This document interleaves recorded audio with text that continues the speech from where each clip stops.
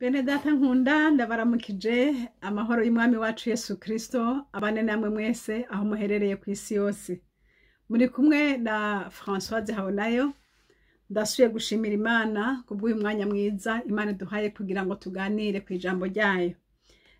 Uyu munsi ndagomba tuganire ku ijambo ryitwa kuremeshanya canke gukomezanya, nkuko Paulo yabibwiye ishengero ry'Abitesalonike. Yarababwiye ati bazokwame bakomezanya baremeshanya. Haleluya, ngo kuko umwami wacu Yesu Kristo agiye kugaruka. Imana ishimwe. Uyu munsi rero hamwe n'ibyo reka banze ndababwira uwo murongo Paulo yabwiye Abitesalonike ba mbere ku murongo igice ca 5 ku murongo wa 11. Haravuga ngo nuko muhanurane mukomezanye nk'uko mubikora nyene. Imana ishimwe. Ati muhanurane mukomezanye nk'uko mubikora nyene.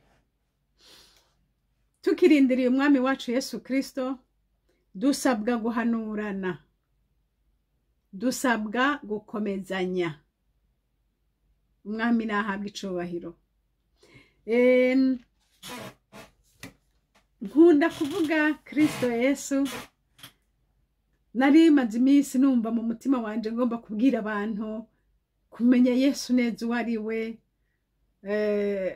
kumenya Yesu Kristo uwo ari we. Hanyuma twabivuze cane, twarashinze intahe nyinshi z'ububasha buri mu izina rya Yesu. Ubu rero numva naho nifuza ko bene data twokongera tugakanguka. Yesu twaramumenye, Yesu twaramuhaye ubugingo bwacu. Ubu rero tukora iki kandi? Tugabe, tube maso, dukomezanye. Muntu akomeze mugenzi we. Birashoboka kuri mu bihe bibi. Mu bihe bibi novuga ngo mu bihe uri mu mageragezwa, uri ku musozi muremure, donc uri mu bihe bikugoye. Mwene data umviriza ndakubwire, urashobora kuba uri mwijoro ry'umubabaro mwinshi, ariko abandi bari mwijoro ry'umunezero mwinshi. Mwisi niko bimeze. Bamwe bari muri ibi, abandi bari muri ibi. Bamwe bapfushije, abandi bavyaye.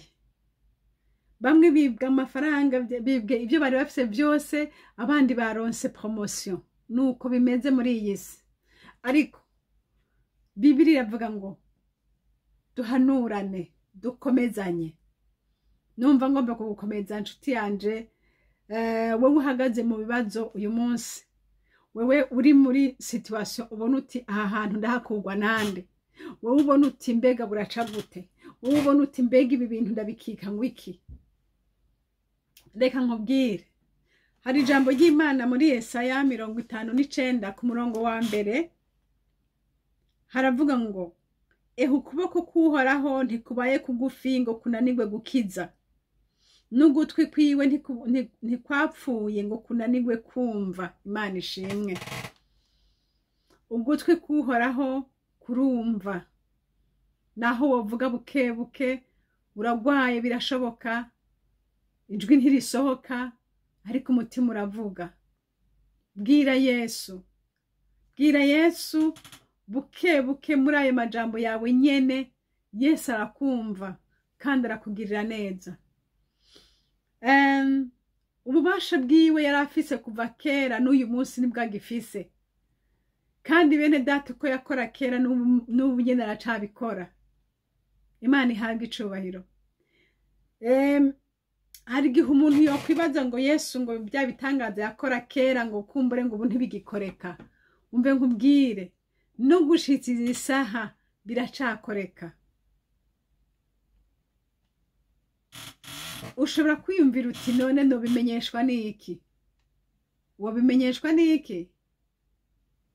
Urasenga, Imana izobigukorera. Uravuga uti narasenze ntabyo irankorera. Okay, ntabyo iragukorera. Ariko nta nabandi na bamwe urabona yabikoreye. nta bantu urumva bashinga intati twari turwaye Yesu yaradukijije. Bishoboka rero yuko nawe w'isaha yawe itaragera, ariko si uko byamunaniye. Oya, hariho imvo Yesu atishura n'ingoga na n'ingoga nk'uko tubishaka. Ibyo rero biri mu giharuro cayo. Kubera iki Imana itishura n'ingoga na n'ingoga nk'uko tubigomba? Reka nkubwire, Imana data si nk'umuntu, kandi Imana data si nk'akabuto dufyonda kagaca kishura kareponda automatiquement. Oya, Imana ni Imana, ikora nk'Imana kandi ifise ububasha bwose. Umuririmbyi yaravuze ngo urashobora ndabizi, ngo naho ntazi uko ugenza. Yo, dukwiye kumenya ko Imana ishoboye. Uko igenza ntabyo tuzi, ariko irashoboye. Imana ishimwe. Iyo umuntu rero umaze kumenya ko ashoboye, ukaba wamubwiye, ucurindira igihe ciwe ko gishika kugira ngo akugirire neza. Imana ihabwe icubahiro. Nama nigishwa nibutse ku bwa Nebukadineza. Nebukadineza yaronse ibihano bikomeye, yaronse ibyago bikomeye, kandi ari umwami ahambaye. Aronka ibyago bikomeye, afatwa sinovuga ko ari indwara, sinzi ingene nobivuga, afatwa n'ibisazi bimushungurira mu mwonga. Ava ku ntebe y'ubwami araporomoka agenda hariya mu kubana n'ibikoko mu ishamba. Nama niyumvira ico gihe byabaye gute Mana we? Abantu barasenze, barasenga nivyo, ariko kwitumvise. Abasenzi barasenze, abakoresha amareba barayakoresheje, umuntu wese ingufu ziwe zose yazikoresheje kugira ngo ashobore bikunde aveye, akire, agire ubwenge nk'ubw'abantu. Ariko isaha y'Imana ntiyari bwagere. Oya, yararindiriye mpaka imyaka 7 irahera. Bibiliya avuga ngo ibihetangabondwi, ibihe ndwi ngo bimukuranwako. Kandi ibyo bihe byamukuranwa ko hariho resezo nk'uko tuzibona, hari igihe cy'izuba, hari igihe cy'imbeho, hari igihe cy'imvura, hari ukunyine resezo zikurikirana. Byamukuranwa ko imyaka iragenda irahera. Bibiliya avuga ngo gushikaho yahindukirije,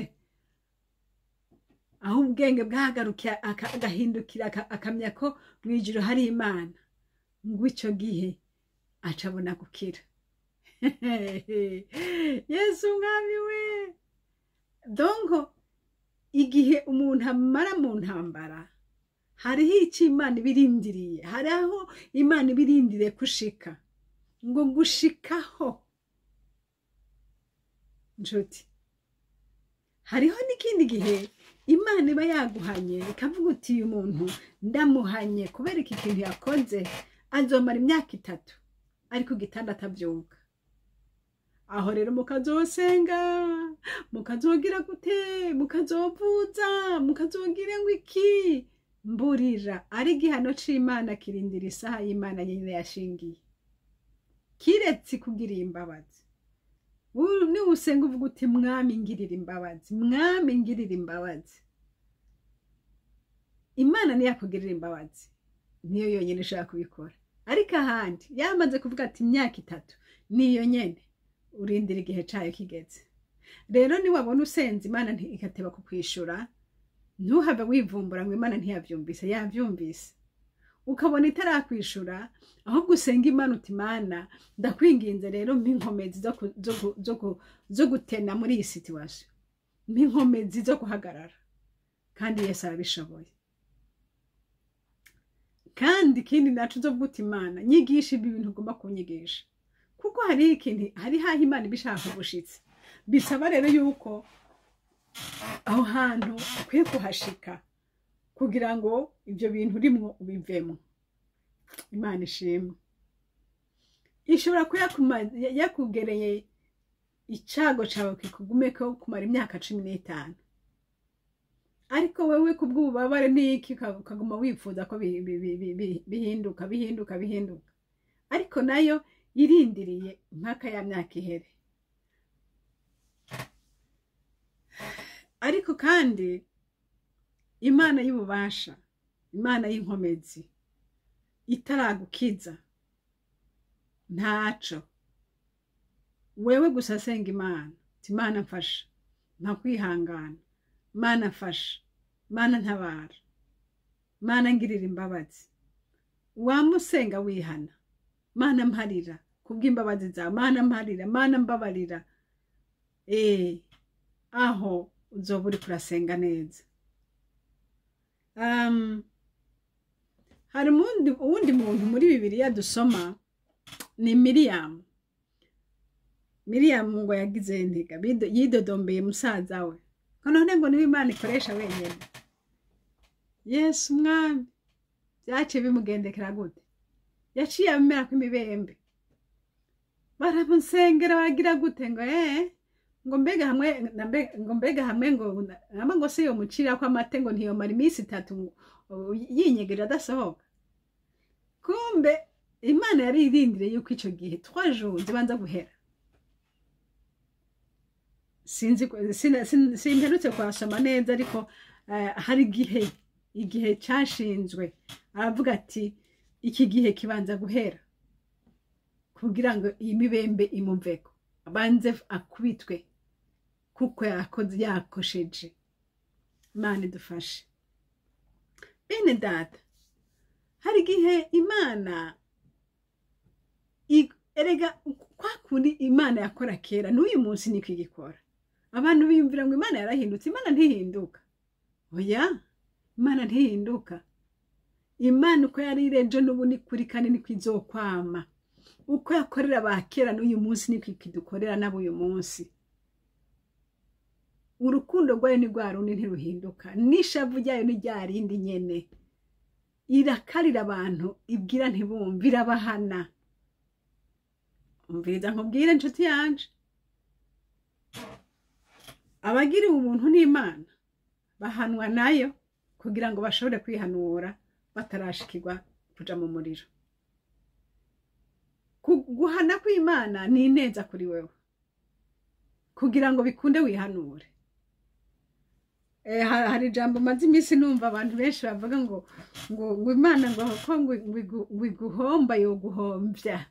Iryo jambo sinzi iyo barikuye, ariko uko bimeze kose umuntu yarivuze, aho kwiguhomba yo guhombya. Nimba hari ibintu ibona ko bigomba kukubuza inzira, irabigukurira imbere kugira ngo bikunde uyirondere. No gukubitira gukubita ukagwara kugira ngo bikunde wigarure, ugaruke ku Mana. Ariko siniko navuga ibi byose, ndiko nabivugishwa n'iki gukomezanya. Niyo wumva wasenze byanse utarakira, ntuwivumbure ngureke Imana, ahubwo wihangane urindire isaha y'Imana. Uzi ko wayibariye urindire isaha y'Imana, kandi mu kurindira urindire usaba imbabazi, kuko bishoboka yuko iyo ngwara canke ico kintu catewe n'ingorane yawe aho usaba imbabazi. Bishoboka neza yuko atari wewe, ariko ari ahantu Imana igomba kukugeza naho nyene, vuga uti mwami wanje ntabara, nshoboza kumenya ico unshakirako. Uko niko numva mwene data uri kurankurikira, no gukomeza muri ibyo bihe urimo, kandi nongera nkubarira nti ivyo bihe urimo bizorengana. Uyu munsi uri mu ijoro ry'umwijima, ariko ejo uzoba uri mu ijoro ry'impundu. Umwijima ntiwamaho, oya, birahera. Ushaka utabona ingene bihera, ariko Yesu arazi ingene bizohera. Ijambo ry'Imana kandi riravuga ngo ibyo twabonye n'ibyo byari byacu, ngo ariko ibyo tutarabona nabyo ngo ni amabanga y'Imana. Rero ibi twabonye n'ibyo byari byacu, ibikiri imbere nabyo ni iby'amabanga y'Imana. Ushaka kwiyumvira uti mbega none ga yemwe ejo bizogenda gute, mbega bizomera ngwiki? Ntako bizomera ngwiki, Yesu arabizi ko bizomera. yatunyegeje avenir kandi yarabikoze kugira ngo umwana w'umuntu yame ariho ayizigira. Yatunyegeje kumenya ngo dusigaje iminsi ingana iki ku isi kugira ngo tubeho tuyizigira. Umwanya wari wose twame twiteguye. Imana nishimwe. Nuko rero bene data nkunda, yaraye amajambo nagomba kuganira namwe. Majambo atubwira ngo ukuboko kw'Imana kuracakora no gushika uyu munsi, kandi ugutwi kw'Imana kurumva. Yibarire irabikorera no gushikiza isaha iracakora. Hanyuma ndagomba dusozere kuri rya jambo ryo muri Yesaya nyene 59 ku murongo wa 20. Haravuga ngo kandi umucunguzi azoza i Siyoni, kubo mu ba Yakobo bateye ibitugu ibicumuro, niko Uhoraho avuze. Nanje ngira isezerano nsezeranye nabo, niko Uhoraho avuze. Impwemu yanje iri kuri wewe, n'amajambo yanje ndayashize mu kanwa kawe. Ntibizova mu kanwa kawe, ntibizova mu kanwa kawe, canke mu kanwa k'abuzukuru bawe, canke mu kanwa k'abuzukuruza bawe, uhereye ubu ugashitsa ibihe bidashira, niko Uhoraho avuze. Amina. Iri jambo rivuze ngo kandi umucunguzi azoza i Siyoni, kubo mu ba Yakobo bateye ibitugu ibicumuro. Nagomba kuvuga kuri iri jambo gutera ibitugu ibicumuro. Mwene data, utera ibitugu ibicumuro. Bicumuro biri kwinshi, bishobora kuzanana mu majambo uvuga, bishobora kuzanana mu vyumviro vyawe, bishobora kuzanana mu bikorwa vyawe, ariko utera ibitugu ibicumuro. Urinde umutima wawe ngo kuko ariko ubugingo bwawe bududubiriza. Imana ishimwe. Wirinde mu byo uvuga, wirinde mu byo ukora, utera ibitugu ibicumuro ngo impwemu y'Imana izocibana nawe. Ubugingo bwo muri mpwemu zokwama bududubiza muri wewe. Yesu Kristo azokwamana nawe kandi uzokwamana ijambo ry'Imana mu kanwa kawe. Ariko wirinde cyane kugira ngo ibicumuro ntibigaguhumisha amaso. Wirinde kugira ngo umwami Imana abone ingene ashishikara kubana nawe no gukwana nawe. Nuko umwami Yesu Kristo abaha umugisha, umwami Yesu Kristo abahezagire. Yari amajambo ndagomba ko tuganira ko, amajambo avuga gukomezanya, amajambo avuga kuremeshanya, amajambo atwigisha gutunga imitima itarimwo ijwi ritwagiriza ikibi. Umwami Yesu Kristo abaha umugisha. Ijambo ry'Imana kandi riravuga ngo tugende nk'abo murango. Tusomye hajya mu cete ca mbere ca Bitesalonike igice ca 5 ku murongo wa 4 ngo ariko mweho bene data ntimuri mu mwijima ngo uwo munsi ubashike ko giturumbuka nk'igisuma, kuko mwese muri abana b'umuco n'abana b'umurango. Ntituri abijoro canke abo muzimagiza. Imana ishimwe. Bene data, ntitukira abijoro canke abo muzimagiza. Turaba umuco kuko twamenye Yesu. Utaramenya Yesu, utarakira Yesu, yihuta mwakire kugira ngo Yesu Kristo niyaza azosange tumwiteguriye, ntazotuze ko giturumbuka. Imana ishimwe. Yesu twumvise ngo azoza nk'igisuma, ngo azoza nk'igisuma. Ariko ku murongo wa 4 naho agacamba ngo ariko mweho bene data ngo ntimuri mu mwijima ngo uwo munsi ubashike ko nk'igiturumbuka nk'igisuma. Ngo mweho ntimuri mu mwijima. Imana ishimwe. Ndagomba musubinya aka kantu ngo abari muri Kristo, abatari mu mwijima, uwo munsi ntuzobazamo giturumbuka.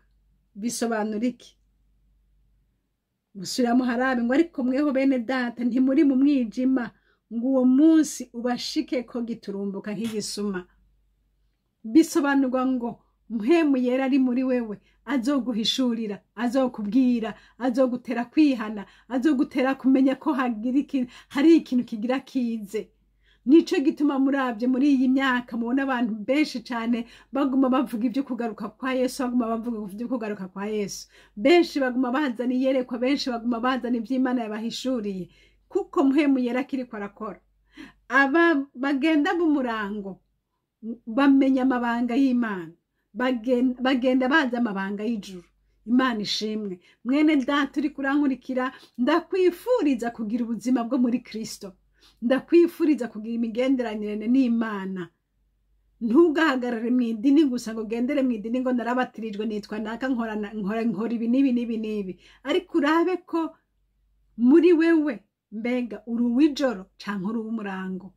Mbega uri muri ba bandi Yesu atazoza giturumbuka aba ngo ariko mweho bene data ngo ntimuri mu mwijima ngo uwo munsi ubashike ko giturumbuka, ngo kuko mwese muri abana b'umuco n'abana b'umurango.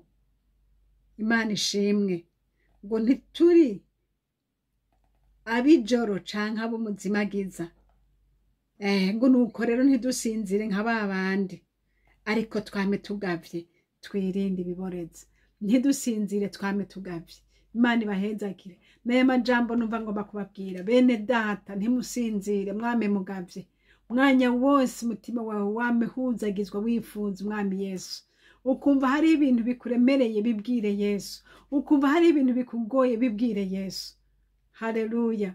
Umwami wacu Yesu Kristo agiraze, kandi abiteguye azotujana. Ndakwifuriza kuzosangwayo. Haleluya. Hari ibyiza byinshi twateguriwe n'umwami Yesu. Haleluya. Tuzokwibagira imibabaro twagize muri iyi si, tuzokwibagira ibintu ingene Satani yaducunaguje, tuzovyibagira. Imana ishimwe. Ariko kimwe gusa, ngo mwami mugavye, ngo kandi amatara yanyu yame yaka. Imana ibahezagire. Mwari kumwe na Françoise Habonayo. Imana ibahe umugisha. Amen.